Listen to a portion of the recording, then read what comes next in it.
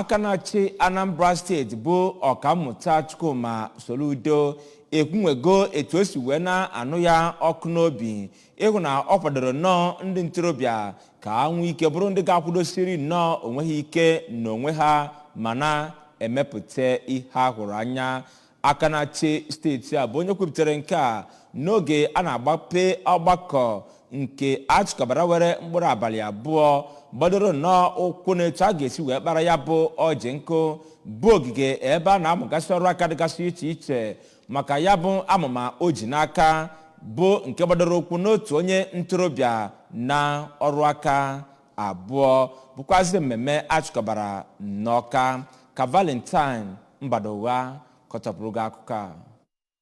Gọvanọ Soludo onye nke kwuru okwu site n'ọnụ onye njikwa kọmishọna nke ụlọọrụ ministri na-ahụ maka ụmụ ntorobịa kọwapụtara na ya bụ atụmatụ akpọrọ One Youth Two Skills bụ nnọọ nke wepụtara iji kụziere ụmụ ntorobịa nke Anambra ma kwadokwa ha n'ụzọ pụrụ iche iji mee ka ha sonye ma na-atụnye ụtụ ha n'etosi metụta agamnihu obodo. Gọvanọ Soludo kpọkuru ụmụafọ Anambra ya nakwa ụmụ ntorobịa ndị nke bi na Anambra ka ha gbaa mbọ sonye na ya bụ atụmatụ nke o kwuru n'oge enye aka ka ha bụrụ ndị na-ekepụta ọrụ n'ụdị dị iche iche. Onye ji ọkwa Vice Chancellor nke Mahadum Nnamdi Azikiwe dị n'Ọka bụ ọkammụta Charles Esimone n'okwu ya toro nnọọ ya bụ atụmatụ ebe o mere ka amata na ya bụ atụmatụ bụ nnọọ nke magburu onwe ya ma kpọkue ndị sonyere na ya bụ ihe mmụta ka ha gbaa mbọ ịhụ na ha rụrụ ọrụ ha otu si kwesị. N'okwu nke ya ka onye ji ọkwa Director nke Unizik Business School bụ ọkammụta Ime Okoye kwuru na ya bụ ụlọ akwụkwọ ga-adọkanye akwụkwọ ikike nyegara ndị niile sonye na ya bụ mmụta ya nakwa ndị ụmụ ntorobịa ndị nke a ga-akụziri n'ọdịnihu nke ga-egosi na ha etozuola isonye ma bụrụkwa ndị na-ekepụta ọrụ. N'aka nke ya ka onye jikwa chairman nke Nigerian Association of Small and Medium Enterprise ngalaba nke Anambra State bụ